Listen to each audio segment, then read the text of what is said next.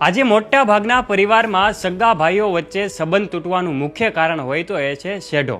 તમને એમ હોય કે દર વર્ષે તમારા સગા ભાઈનો થોડો શેઢો દબાવી દઈએ તો તમને મજા આવે છે. યાદ રાખજો, નીતિ અને કર્મ વિરુદ્ધ જનાર વ્યક્તિને ઈશ્વર ક્યારેય પણ માફ કરતા નથી.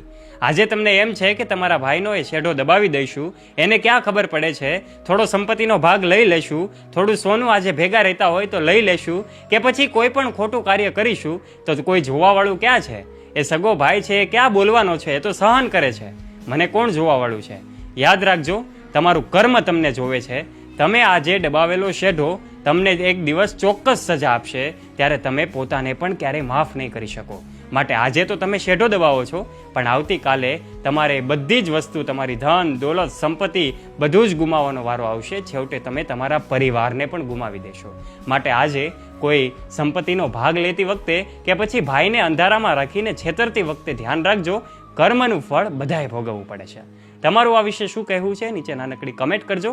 અને વાત જો સાચી લાગી હોય તો વિડીયોને તમારા પરિવારજનો સાથે શેર કરવાનું ના ભૂલતા. નીચે નાનકડી કમેન્ટ કરી દેજો અને પેજને ફોલો પણ કરજો.